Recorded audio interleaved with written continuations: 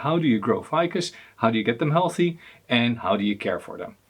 For many people, a ficus is the first tree they get as a bonsai.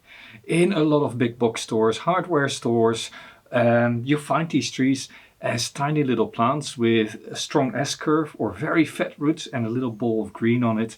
And all excited, you buy one of those, you bring them home and you ask on the forum, what's next? And then you're faced with some resistance. They're referred to as molsai, and most people don't take them seriously. Now, this is a cutting. Yes, you can grow ficus from cutting, and this is a very big cutting. Actually, this base was the size of the cutting. I bought a very big overgrown ficus a few years ago, and I cut the top out and I rooted the top as a new bonsai. But that doesn't matter because this is exactly the same sort of material that you'd get in the supermarket if you buy one of those big box stores. In fact, one of the things that you need to know, the trunk of this tree is a different variety or maybe even a different species of ficus than the foliage. Normally, this tree would grow much bigger leaves, much longer branches, and the leaves wouldn't be all this close to each other. This is called grafting, where they take a branch of a nice cultivar or a nice variety with very short distances between the leaves, very compact foliage, small leaves, and put them on the trunk of a variety that grows a lot quicker with much bigger leaves. Now, as I said, this is a cutting from another ficus. Let me take you to the other ficus, because there I took all the grafts off. And that is this one. Let me just grab one of these branches and I'll just take that with me and I'll show it to you next to the ficus that I have in the workshop. You see already here, this white sap is coming out. This is latex, the natural latex from ficus, and this is sticky. It is also toxic, and you can stop the bleeding by just watering the branches. So if you take a spray can with water and you just spray the branch as you are working on it, you'll get less latex on your hands. And if you look at this, these leaves are indeed a lot bigger. The distance between the leaves is a lot larger and the growth is a lot more open and fluffy. And that is exactly, the sap, it's sticky. And that is exactly why these are grafted. Because this grows naturally in a very compact form. It grows much slower and therefore it's a lot easier for people to maintain a nice little tree shape. Now, if you look at this, you can already see here, this branch is pretty much the tallest of the whole tree, but comes all the way here from the bottom. This tree is overgrown. I have not done anything since last fall. Fall, winter, spring, summer. Where do I actually keep this tree? Is it an outdoor bonsai? Is it an indoor bonsai? Well, outdoor and indoor is actually a little bit of a confusing, conflicting term.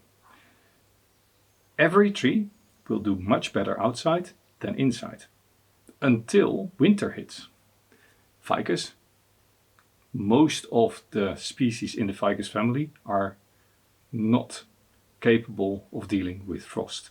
So if you live in a colder climate, over winter they need to be protected against frost. In fact, anything below 10 Celsius, roughly 50 Fahrenheit, the tree will suffer. So I have these inside my house. They sit in the brightest spot possible.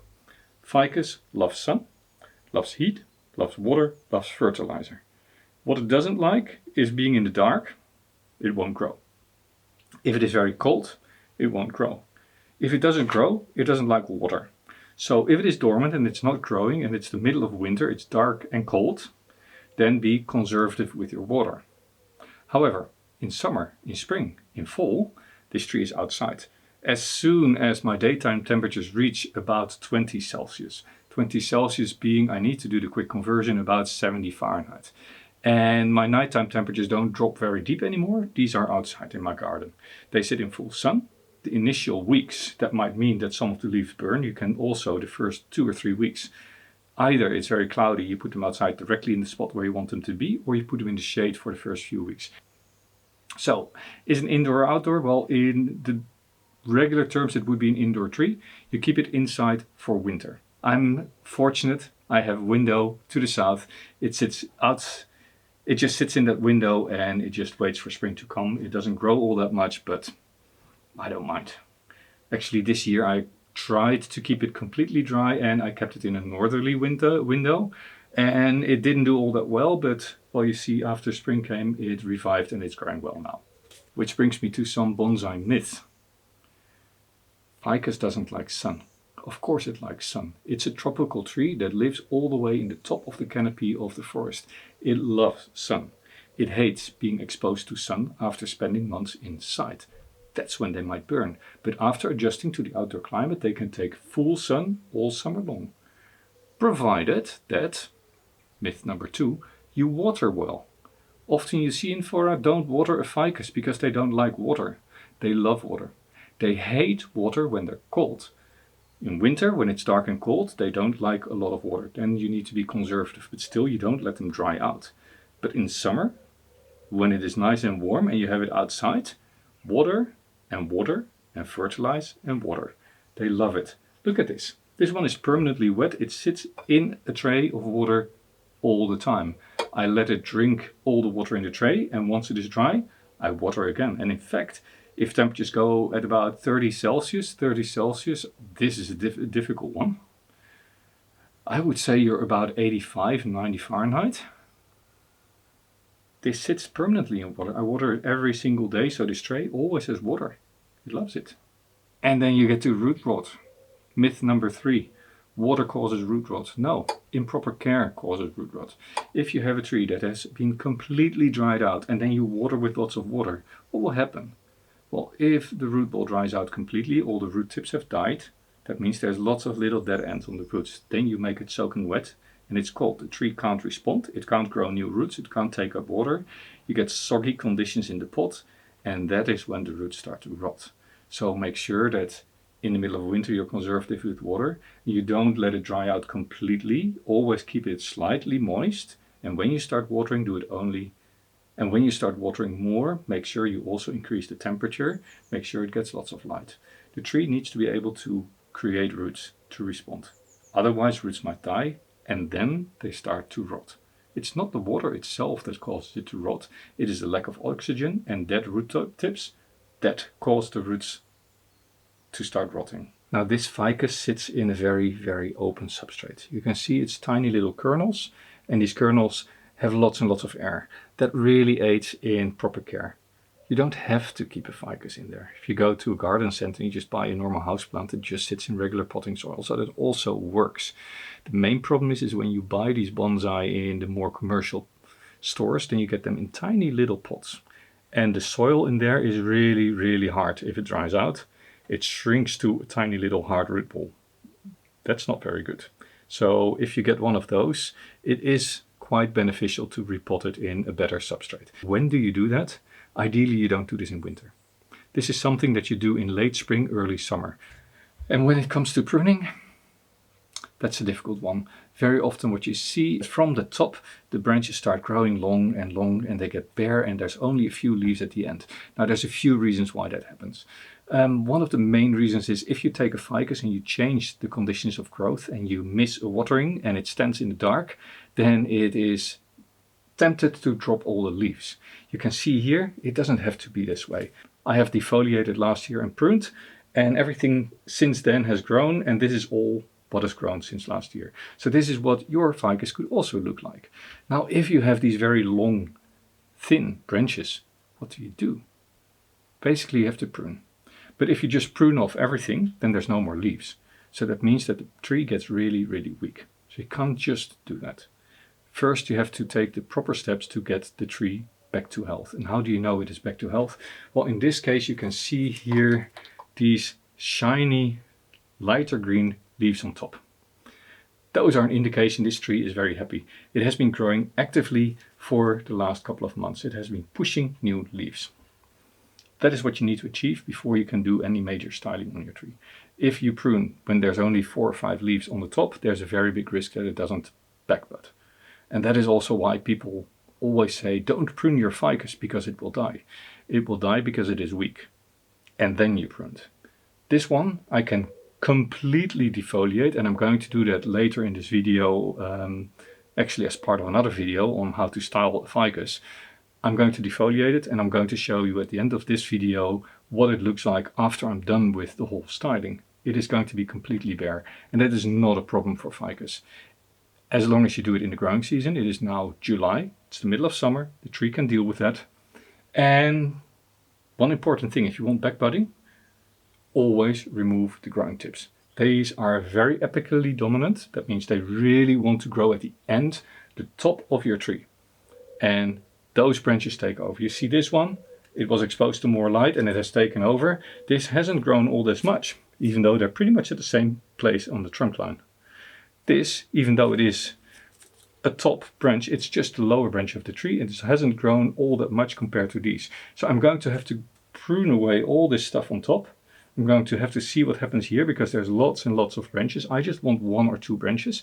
I'm going to prune everything else off. So if you have a tree that's not so healthy, in spring you take it outside, you put it in dappled shade, you make sure you water plenty when it is nice and warm, then it starts growing, you fertilize a little bit, then ideally it is already in good substrate, otherwise you first put it in good substrate, then you let it grow, then that year you cannot probably prune, unless you live in a really nice climate.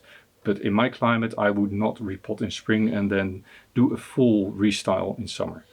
Unless it is healthy already, but you first need to get it to this level of health, right? And once it is this level of health, that might be a year later, then you can start pruning all the branches off. And of course, if you've defoliated your tree and you have pruned it back, you can use wire to bend the branches in the positions that you want. Ficus branches are generally quite flexible. The problem is, however, they also very quickly fatten up. So you have to be very careful that if you wire out a tree, that you check every 2 or 3 weeks to see how much wire is still, how much of the branch is starting to push around the wire. Now this is a very quick one-on-one guide for Ficus Bonsai. Fertilizer I've not touched upon, I think. Fertilizer, just use any regular fertilizer that you can use for bonsai. Don't overcomplicate fertilizer. If it is good enough for your houseplant, it's typically good enough for your bonsai, especially if you're just beginning out, that's fine. A few weeds in your pot, well, it happens if you just plant them outside, right? Just pull them out and be done with it. Once you prune your ficus, these cuttings that come off of this one or of that one, they root really, really easily.